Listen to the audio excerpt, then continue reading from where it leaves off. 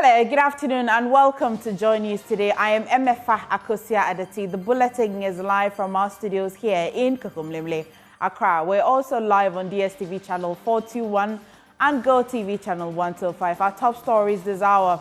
Law lecturer at the University of Ghana says President Mahama's silence on the Sammy Gyamfi dollar scandal is unacceptable as he calls for tougher sanctions to protect the goodwill the government is currently enjoying. Also, rotational nurses and midwives in Ghana issue 1-week ultimatum to government to release delayed allowances or they will lay down their tools. And as well this afternoon, crashed Tema Mpankadan train still idle months after repair works were completed. We have details. We've got these plus business, sports, showbiz in this package. Do stay for details.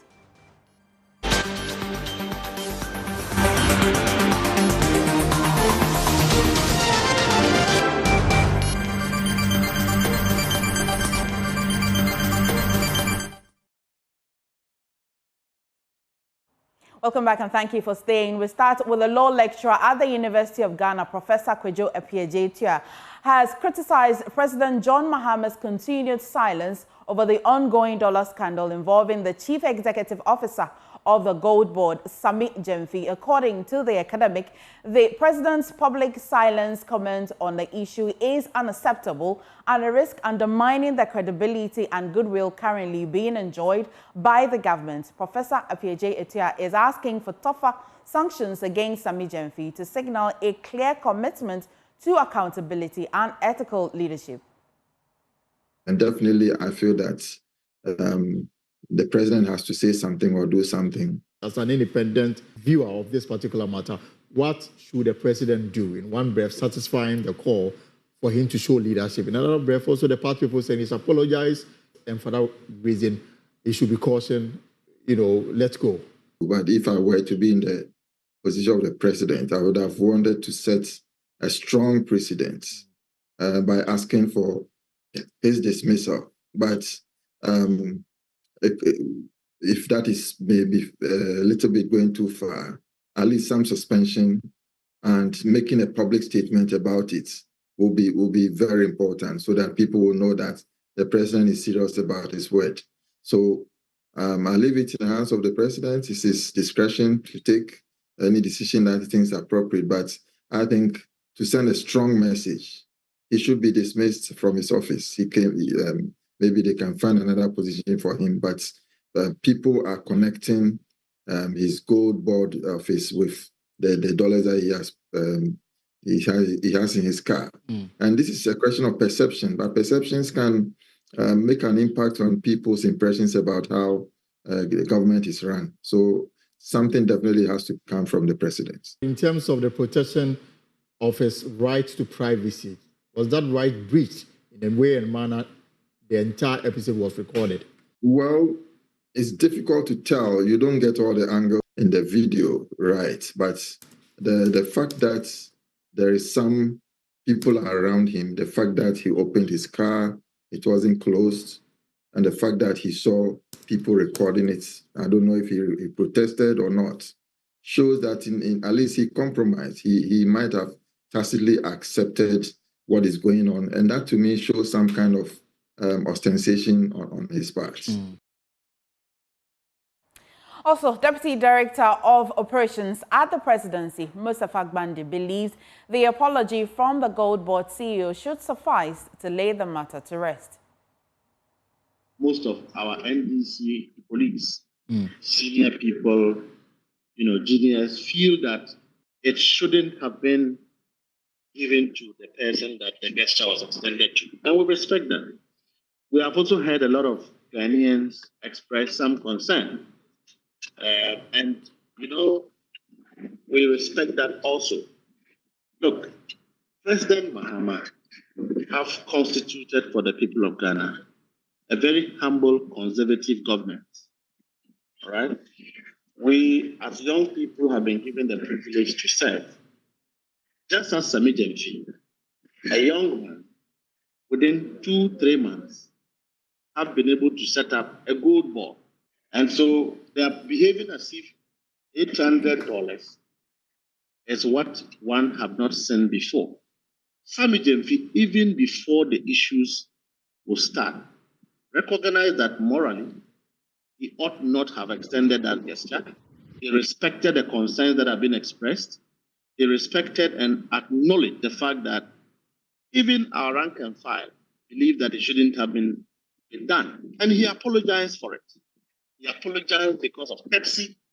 He apologized because of, public officer citizens' respect. But when you have leaders who acknowledge their wrongs, who take responsibility of their conduct, say that, look, in as much as one, Sammy Gyamfi have not committed a crime. He has not spent public resources. There's no evidence to suggest that he has stolen money. He has not broken any law, but morally people have criticized him. He thanked the people of Ghana and apologized for it.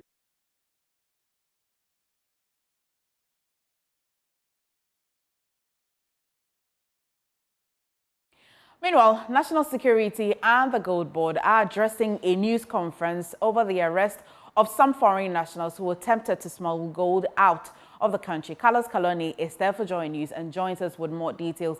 Carlos, what more can you tell us about what's happening with Gold Board and National Security? Please unmute and please bring us update on the arrest of the foreign nationals. We'll bring you details of that press conference as my colleague Carlos is on standby. But away from that, the National Secretary of the governing National Democratic Congress, Prof Appiagyei-Atua, has described as hypocritical the opposition New Patriotic Party stance on the ongoing Chief Justice removal process. The NPP say the NDC have long had a sinister agenda to remove the Chief Justice and pack the courts with NDC loyalists and took to the streets last week to protest the CJ's suspension. Prof Appiagyei has been speaking with Evans Mensah on PM Express. It means this country's very soul thrives when there's freedom for its citizens to be able to fulfill their potential and do what they can to be able to make our country great and strong. That's important, meaning the unleashing of our creativity as a result of freedom. But the second and equally important is the need for justice. Now, if it's pretty clear that the one who is supposed to be in charge of the justice of our country herself is not able to live up to the high, should I call it, mantra of being or doing things according to the law, then charity must begin at home. As far as I'm concerned, she has nothing to fear if she has done everything okay. But if she's done, if there's a problem and it's established through, and I trust the people who are the Council of State, including former, should I call it, Chief Justice of our country, former Parliament, former Speaker of Parliament. I think that those are noble people who will not simply go on what you call a witch hunt. That they will be able to do a proper job in order to be. And I know GM as a person. GM is not somebody that you call, should I call it, a petty-minded person who simply want to take an innocent person and punish an innocent person. So clearly, once a case is established against her, she has to go. And if the case is shown that she actually has no case to answer, then there's no problem. NPP's worry is that they feel her departure makes it difficult for them now to feel safe when cases are brought against them, because now they are afraid that the person who possibly could be there and possibly manipulate the system to help us is no more there. That, I think, is their fear. If that is true, then the opposite could also be true, which is that the NDC, if what you're saying is true, then the opposite could also be true, which is that the NDC also fears that if you keep her there, we will also struggle when cases go to the Supreme Court, so get her out. I think we are looking for justice. And justice simply means that if you truly are innocent, you should go.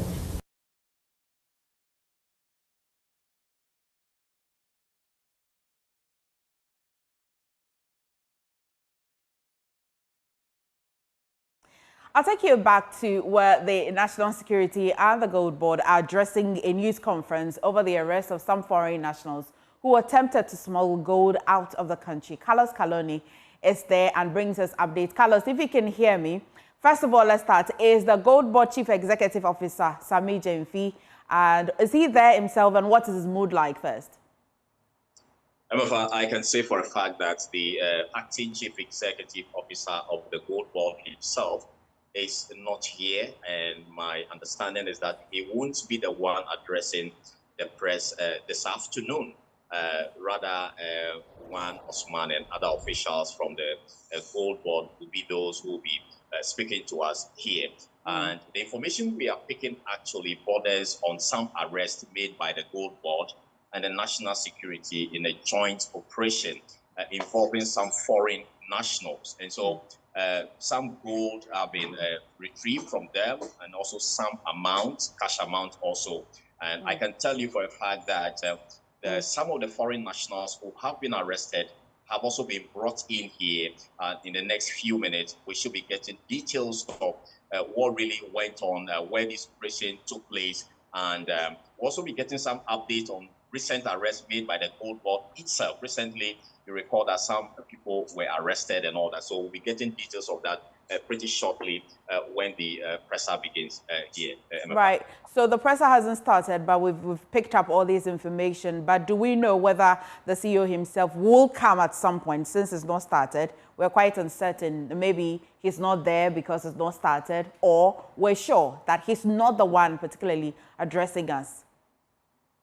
Well, there may be surprises, but information we are picking from deep throat sources indicate that he won't be the one addressing the press. Rather, the national security operatives will be those addressing the press, and some officials also from the Gold Board. And I can say for now, in the next 1 minute or so, we should be giving you live feed of what that presser really is about in the details of it. I'll be on standby, Carlos. Thank you for bringing us a heads up already. Now, away from that, Rotational Nurses and Midwives Association of Ghana is threatening to withdraw all services. And here's what they have been saying, that government has failed to disburse delayed allowances within 1 week. If government fails to disburse delayed allowances, now the national president, Ebenezer Boateng, described the situation as dire, citing worsening living conditions and tragic consequences if the prolonged situation it's actually delayed. The association says despite several assurances from the Ministry of Health, many of their members, some of whom have completed their mandatory rotations, are yet to receive any payments. Statement giving us hope for change. Unfortunately, since the change in administration, all efforts to engage the relevant ministries and authorities have been unsuccessful. Despite submitting formal petitions to the Ministry of Health, the Ministry of Finance, Ministry of Youth Development and Empowerment, Ministry of Trade, Agribusiness and Industry, National Youth Authority, Youth Employment Agency, and the Ghana Health Service, we have received no formal response or commitment to action. This prolonged financial neglect has had dark consequences. During this period, 5 of our colleagues have tragically passed away, and 6 others have been diagnosed with serious chronic illnesses requiring urgent medical care. Yet, we remain without the necessary support. Fellow Guineans, colleagues of the noble profession, these are our demands. We hereby make the following urgent demands. First of all, it is on immediate financial clearance.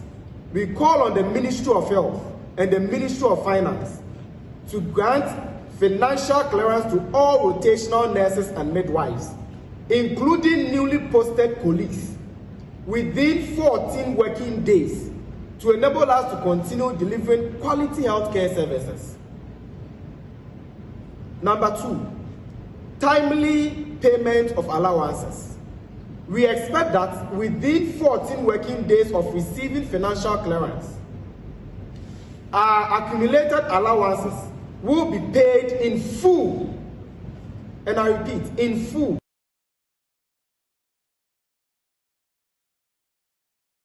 Well, let's get more from Stephen Mensah, who is on ground and bringing us this presser. Well, Steve, tell us, did they tell us how long or how many months the government will be owing them if the financial clearance is done?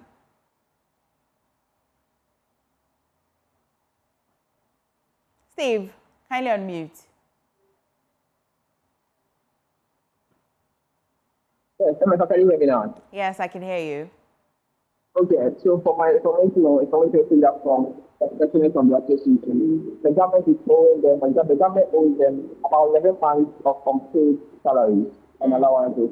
They say they have had communications with the Ministry of Finance, Ministry of Health, Ministry of Agribusiness, and no forthcoming information has been given to them yet.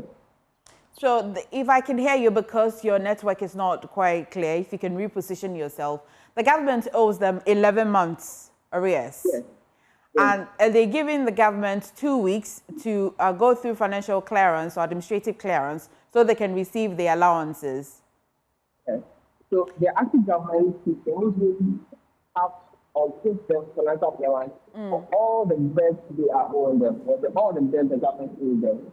They also ask for compensation for all affected members, or for all affected members they have, because some of them they have had chronic diseases because of the financial burden and delayed salaries have had on them.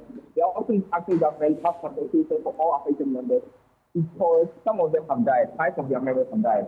They are asking government that within 2 weeks, if government fails to have or give all, if government fails to give them the salary or the allowances, they will lay down their shoes. But before this press conference or this ultimatum, have they gone through the necessary procedure? Have they been to the Ministry of Health, wherever they are supposed to go to? Well, we'll try and again bring you the entire report of what has happened on this particular matter. But away from that, Polish belt train intended for the Tema-Bankadan railway line is still idle months after repair works were done following an accident in April last year. Workers of the Ghana Railway Company Limited alleged that the train remains grounded because the Ghana Railway Company Limited management claims it lacks the funds to purchase fuel for test run to resume shuttle services. Collins Frimpong joins us with updates from Tema.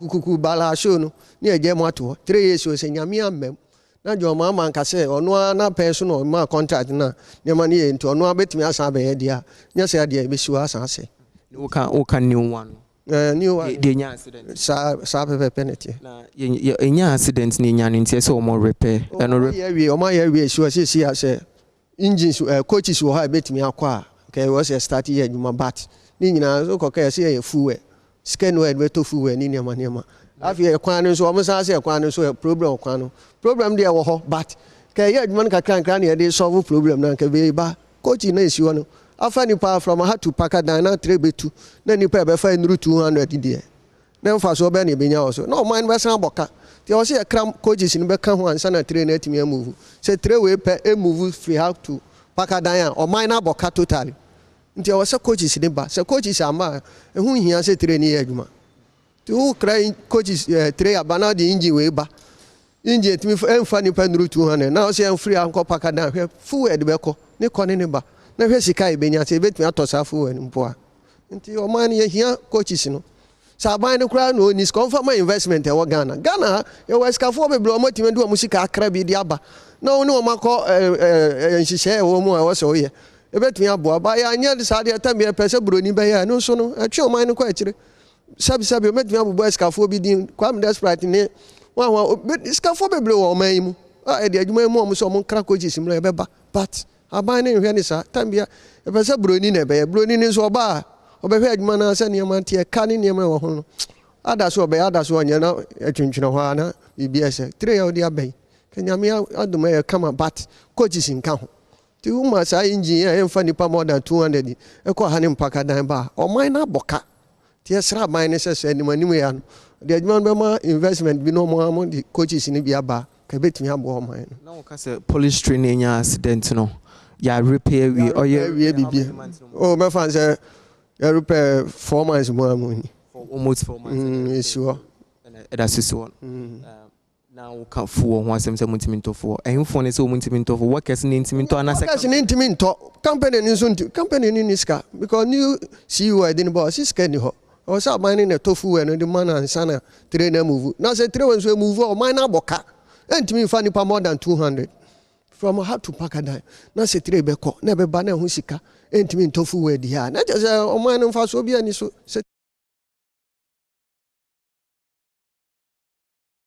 Now, yesterday, workers of the railway company limited went on strike. And then today, there are also allegations following that. But today, we're joined by Dr. Prof Appiagyei, Chief Executive, Ghana Railway Development Authority. Thank you for joining us this afternoon. Yesterday and today, workers of the Ghana Railway Company Limited went on strike. There are also allegations that a train, which is operational or functional, management say that they are able to fuel it so that it can test run it. What do you make of all these allegations and also the conditions of services that the workers are saying? All right, good afternoon. Basically to your viewers. Yes, yesterday, the Ghana Railway Company Limited, which is the operating arm of the, in terms of Ghana Railways, went on strike. Went on a strike and demonstration. I want to take the opportunity to clarify that the Ghana Railway Development Authority, which is responsible for the operationalization of Tema to Mpakadan, we are separate entities. But although we do share the sentiment that they are facing. Number one, Ghana Railway Development Authority, we have begun, I think, since March 9th, the community sensitization program, as well as the operationalization strategy for Tema to Mpakadan. So we have already done a lot of work in terms of making sure that the defects identified through the construction phase have been completed. We are in the final phase of rectifying all the theft, vandalism caused by scrap dealers who are basically stealing some of these exposed equipment on the line. So very soon, Ghana Railway Development Authority will be running the Tema to Mpakadan line. It is not true that the Tema to Mpakadan line is not being run because we cannot buy fuel. That is entirely, I don't know where that information is coming from. But as far as the Ghana Railway Development Authority is concerned, we are basically around about 75% of our preparation work towards the operationalization of Tema to Mpakadan. To operate the line, to operate any railway line, you need to make sure, number one, the line is safe to do so. Now, most of you, I don't know whether you are aware or you've seen the inspection work that we did in March. We observed a lot of encroachment around the Tema Harbour area, as well as in the, what we call the Afenya area, where we need to basically speak to the public about the impending service. So I want to take this opportunity to clarify the situation on the ground. Ghana Railway Development Authority will be operating Tema to Mpakadan soon. We are looking at completing all the defect works that we've identified through our initial inspection, which occurred on the 15th of March. We are 75% there, and we are going to announce the date of commencement service for Tema to Mpakadan very soon. Right, so thank you for that clarification. But so let's understand. So you say that you're working to at least complete the defects, and this will be on the railway, but the train you say is functional now. Yeah, the train is functional, it's workable. So basically, yeah, the train is functional, all defects rectified. The accident that happened, which of course everybody is aware, in terms of rectification work has been done. But to run the train safely on the line, you need to make sure that you need to basically do what I call community sensitization program. People need to understand that the train is running. Otherwise, what you're going to have is likelihood of an accident. So we need to make sure that the authority is making sure that we are putting in place what I call the operationalization strategy, which includes community sensitization program, of course, and community engagement, public safety and awareness, as well as making sure that all the defects identified through the track inspection have been rectified before we can actually go ahead in terms of how long ago was this train? How long ago would this train be functioning since after the accident? After the accident, you know, we have 2 DMUs. So we had only one involving in an accident. So basically, that one has been rectified. So they are all working, and they are all in a workable condition. Okay. The only thing left for us to do the track defect, once the track defect and the community sensitization program is complete, we will then be able to start or initiate or commence the service on the Tema to Mpakadan. So we are almost there. I understand that the workers or the railway company limited, really, you both operate separately. But does the workers' strike over there affect you in any way, indirectly? Yes, we share the sentiment of Ghana Railway Company Limited, which is a different entity. We are the authority, Ghana Railway Development Authority. We are, as far as I'm aware, and I've been privileged to see what the Honorable Minister is doing. The Honorable Minister is working hard to make sure that our colleagues at the Ghana Railway Company Limited get paid. So he is working hard to make sure that the salary issue is addressed. But we are a different entity. And the Ghana Railway Development Authority, we are also working hard to ensure that at least we can get the Tema to Mpakadan working. So, yes, according to the Act 779, which is the Railway Act, the authority, we are a different entity, but at the same time, we are a sister sort of agency. So we work hand in hand with each other. Do you not regulate anything at all about the company limited? Because you're an authority and you operate under the Act. You do not regulate anything at all? We regulate the Ghana in terms of safety regulation is under us, and operational regulation in terms of railway safety is under the authority. Yes. Okay. So we regulate them. But in terms of revenue, generation, that matter is addressed by the Ghana Railway Company Limited Management. Right. So we regulate them, but of course we don't oversee in terms of the operationalization of that entity, in terms of revenue and in terms of payment of workers. Moving forward, and finally, how soon should the Mpakadan Railway operate? You mentioned that you're just 25% away to finishing it. You need sensitization of the community, but we need some timelines. Oh, yes. I can assure you that very soon, within the next a month and a half, we should be operating on the Tema to Mpakadan line. I can give that assurance to the public. And we are going to be in a position to invite you for the commencement of the service, initially between Tema to Afienya, and we will then obviously expand to Tema to Adome. That will be commencing in the next 6 weeks to 8 weeks. We are going to announce that very soon. Thank you for the clarity and thank you for talking to us. We also have Labour consultant Fusa Samoa joining us this afternoon. So workers are striking while a fully well-repaired train. We have just been told that that is not under them. But at the Ghana Company Limited, they have said that they think that it should be privatized. They also think that, well, if they are not going to be paid for their allowances, then they'll lay down their tools. Tell us, what are the chances of these workers? Yeah, good afternoon, and thank you for calling me on your program to make a brief comment. Now, when it comes to payment of remuneration, for that matter, salaries for which the workers are striking for, that is their right.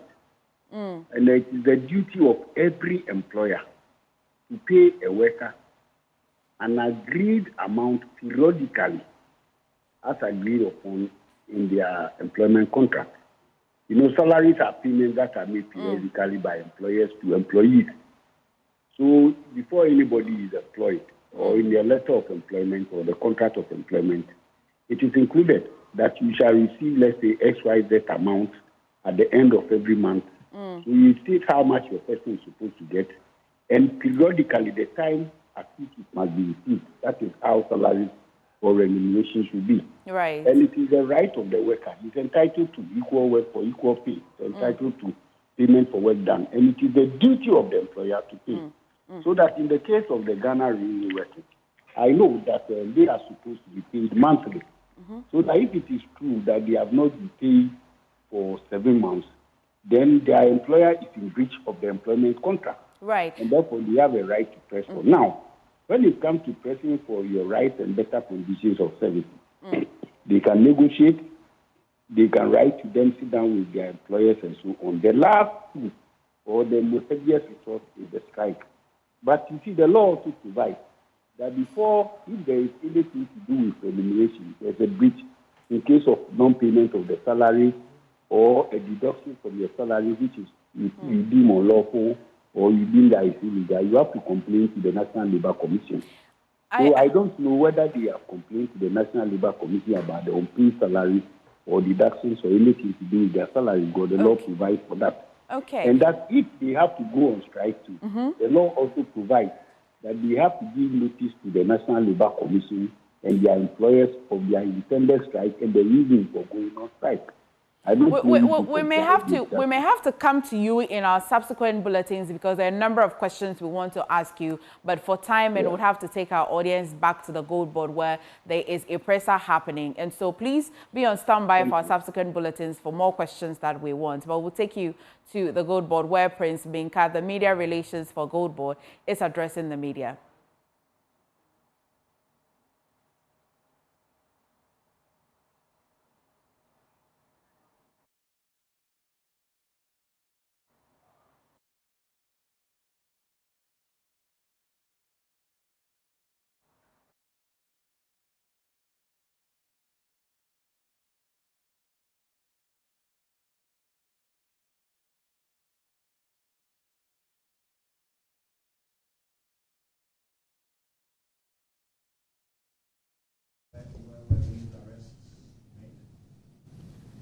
This group were arrested from Enyinem in the eastern region, and this group were arrested from Ashanti region. I remember that the first batch, they were being fronted by a Ghanaian, and they were using, the company that they were using to do the fronting was a Unique MM, you know, so you may want to notice that. You know.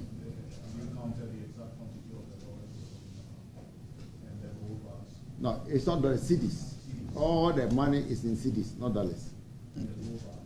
Well, I can assure you that we'll bring you details from this media engagement a little later in our subsequent bulletins. Our man, Carlos Kaloni, is on standby over there. But moving on, the Private Sector Participation Steering Committee has proposed 3 options for private sector involvement in Electricity Company of Ghana's billing and metering system to improve revenue collection. President Mahama says Cabinet will soon decide on the preferred option, assuring that there will be strong Ghanaian participation and no privatization of ECG. He's been speaking at the Africa CEO Forum in Abidjan in Côte d'Ivoire. We need to clean the slate, but in cleaning that slate, we must look at the whole value chain, because a lot of the problem is coming from downstream, the distribution end. Because of the state-owned utility, ECG is not as efficient in collecting revenue. We are experiencing technical and commercial losses of about 40%. And I think it's only a state-owned enterprise that can survive when you're losing 40% of your revenue. And so we are going into the phase of private sector participation in the billing and metering to bring private sector efficiency in the revenue collection so that we can pay for the power we take from the independent power producers. Yeah, people are queuing up. I said they should wait. We're going to do expressions of interest. We just got the report from the committee that's advising us on how to do it. And they gave us 3 options. You know, one option was to go to one concession holder for the whole country to do the billing and metering. The other was to, if I remember, was to divide into concession areas and have multiple partners working with us in this billing and metering. And so government is yet to take a decision. It's going to come to Cabinet, and Cabinet will decide on which option we're going for. And then we'll do an expression of interest, and then it's open to, there must be Ghanaian participation, there must be local participation. So even if it's an international company bidding, it must have a local partner. You're watching News Today. Please stay for business.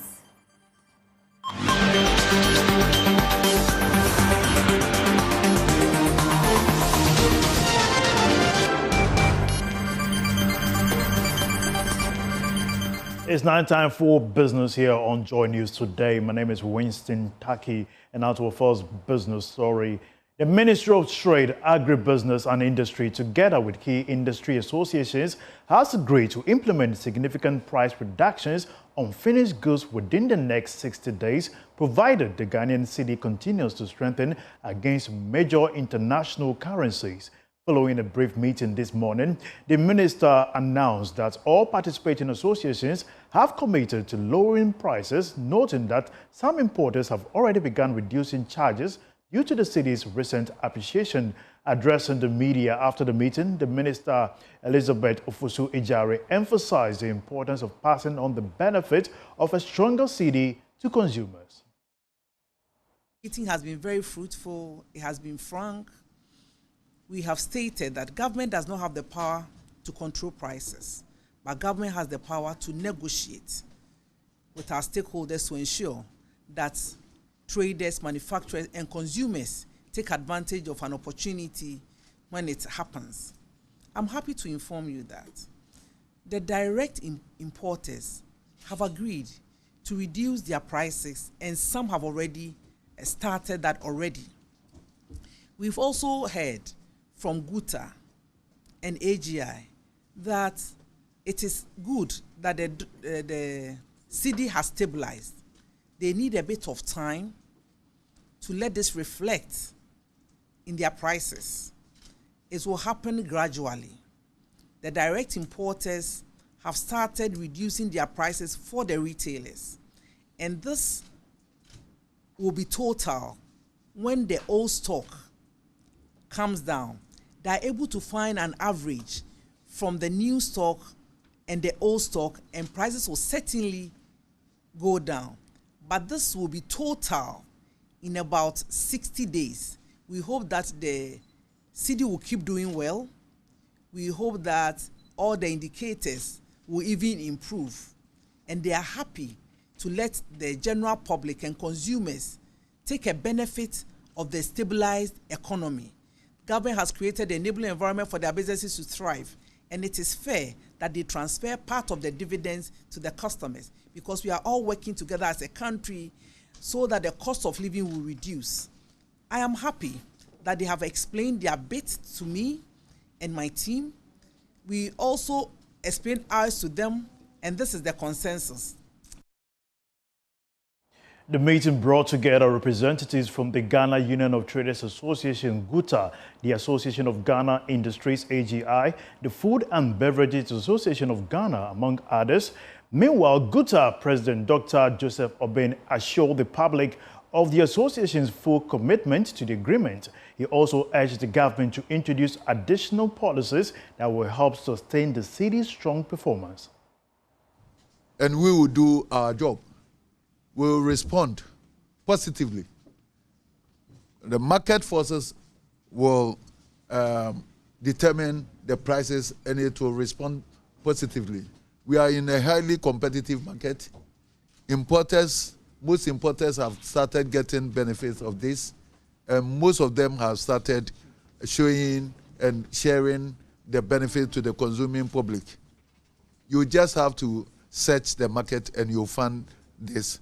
But all that we need is for government to do its work, do whatever it is to sustain this, and by 2 months' time, everybody in the country will witness the fact that the business community also think about the consuming public. We depend on our customers, the consuming public, to survive as businesses. And there's no way we will not share any gains when we have it. When we have it, we will share with you. And so all that we are all talking about is sustainability and predictability. And that's a game. And so we thank you, and we are waiting upon the government also to do its bit by sustaining the currency, the gains here. As GUTA put it, sharing is indeed caring. We have more news for you after this break. Stay tuned.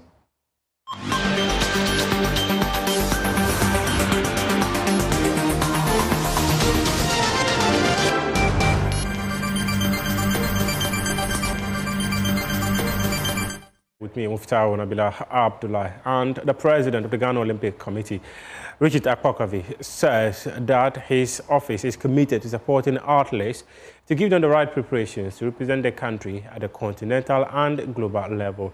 Speaking to my colleague, Haruna Mubarak, he intimated that they are determined to ensuring that Ghanaian athletes are able to win medals during his tenure as president of the Olympic movement.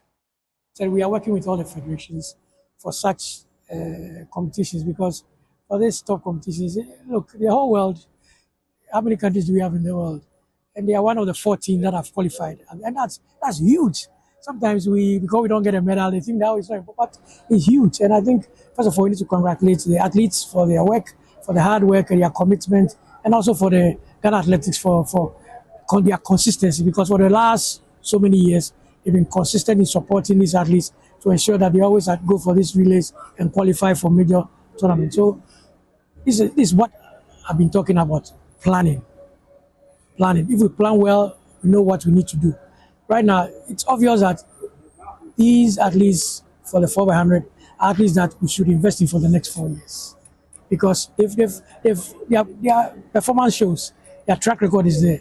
So they shouldn't have any problem with training. We should have a budget for them in terms of their training, in terms of medical support, in terms of coaching support, competition support. So if there's any competition they have to attend, they shouldn't have a problem. That's what I've been talking about, and that's what we want to do.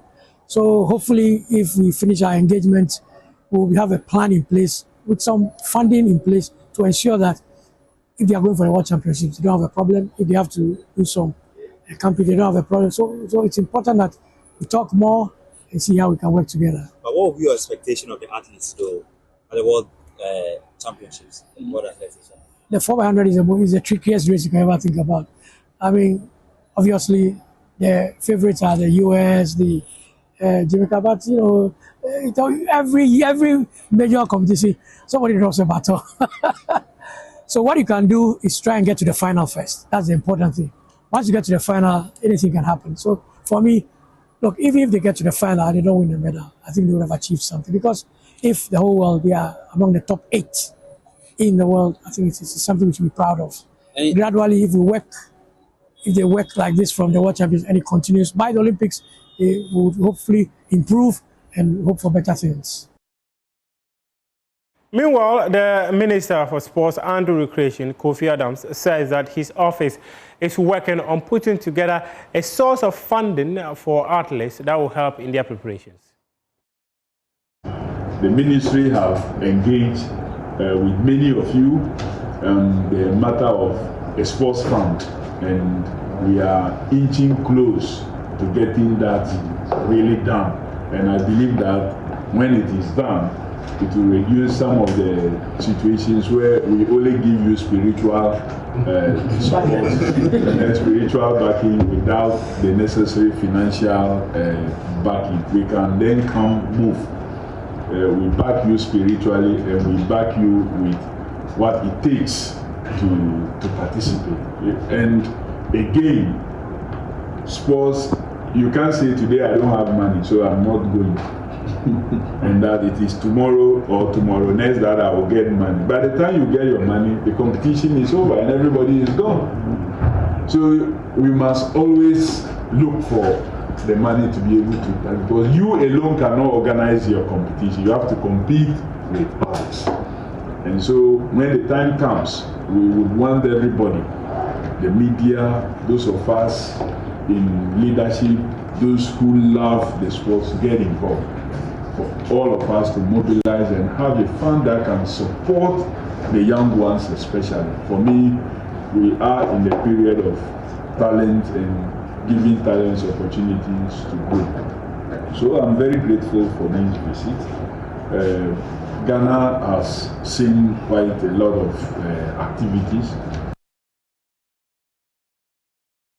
We've got more sports stories on myjoyonline.com. Up next is Showbiz.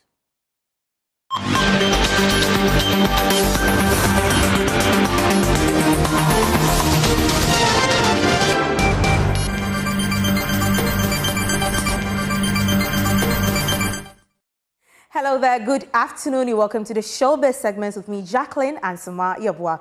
To our first story for today, after congratulating King Promise for winning the Artist of the Year slot in the 2025 Telecel Ghana Music Award, Stonebwoy is yet to receive a response from the Paris hitmaker. An interview with Hit FM, however, suggests King Promise might not reply to Stonebwoy's post on X. When asked if he had seen Stonebwoy's congratulatory message on X, King Promise responded that he had only been told about it and did not see it as a big deal. Stonebwoy has congratulated you. Have you seen it? I've been told of it. Make a read them. I have actually been told of it. Have you responded? I know payment called Twitter, sir. I think it was early in the morning yesterday. Was yesterday? Yeah, congratulations. I'm King Promise on your win and on your. Oh, you know I was waiting for this. I told into the league. I told Gome. I was like, bro, I feel like you're gonna ask me this question about. Oh yeah. You know it's gonna pop up into the league. Early this morning, I told them we should wait for you to come so we can ask you. I don't think it's a big deal, you know. I really don't think it's a big deal. To respond? It's not about even responding, but because I have responded to a few. You know what I mean? Like the ones I saw when I went on the app, I responded to everyone. But I just haven't been on the app today. But obviously they were telling me about it. I'm like, oh, cool it down. Like it's not even a big deal. Like I've received the congrats. So you're gonna respond? I've received the congrats. I don't want to talk about it. I don't really think it's like anything to speak about. Well, King Promise also stated that he doesn't make music just to follow trends or get hit songs. According to him, he stays true to his sound and focuses on music that feels real. It's just grace and people just loving my music, you know? Yeah. People keep saying hit songs are divine. Do you also want to stick to that notion? Yeah, music is spiritual, bro. It takes you out of a place, and also some can put you in a place. It could be nostalgic where it will take you back to, you can remember exactly where you were when you heard it and how you felt. If it was a happy moment, you know. If it was an ex you used to be in bed with, you remember, like, I remember this was our song. You know what I mean? It is spiritual. You know what I mean? And it could be when you were in high school and, you know, that was you and your best friend's song. You know what I mean? Or it really is spiritual and it is divine because it can uplift your mood. Even when you're sad, you're like, sometimes me, when I'm trying to sleep, I just put music on, I sleep. What type of music? Exactly. Oh, I listen to everything, bro. But I love R&B when I'm trying to sleep. Okay. Yeah. Your favorite R&B song? Oh, I have a few. Right. I have a few.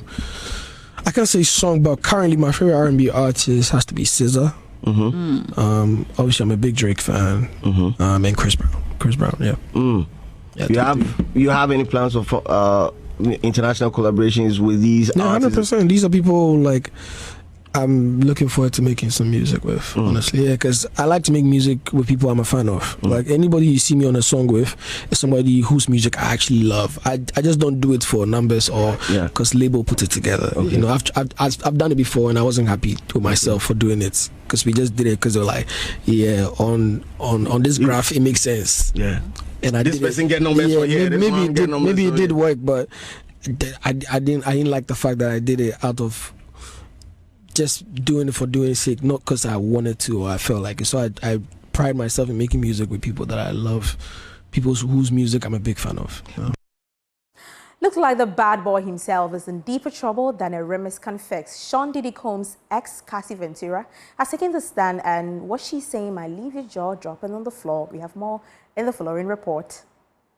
Cassie, now 38 and expecting her third child, told the court that Diddy didn't just run a record label. He allegedly tried to run her life too. From controlling what she wore to orchestrating wild freak-offs involving male escorts, Cassie painted a disturbing picture of emotional and physical abuse. She said the encounters, which sometimes lasted days, left her feeling humiliated, but she went along just to keep him happy. According to her, Diddy called all the shots. Down down to the lighting and the high heels she couldn't take off. The courtroom's been packed with friends and family showing up for support. Meanwhile, Diddy's legal team is yet to clap back and he's pleaded not guilty to all charges including sex trafficking and racketeering. Cassie's back on the stand tomorrow, so stay tuned because this trial is far from its final beat. From studio hits to courtroom drama, Diddy's facing a remix he didn't produce, this time with the law on the lead vocals. Jacqueline and Sammy Boy's report read to you. On that note is a wrap for the Showbiz segments with me, Jacqueline and Sammy Gyamfi. Over to you, Mahama Akosua-Adeti. Thank you so much, Jacqueline and Sammy Gyamfi. Jacqueline, I am very convinced that if Diddy really finally gets to where people think he's going to get to, you would have had a hand in it. Please, I'm just very following the case. It's getting interesting. You know, today is trial day too. Cassie is still taking the stand, so we are hoping to know what she has to say about this case. Well, thank you for bringing us that You're report. welcome. And thank you as well for staying all through the bulletin. My name is Mahama Akosua-Adeti. There's more news if you log on to myjoyonline.com. Please stay for Marketplace with Darrell Kwao.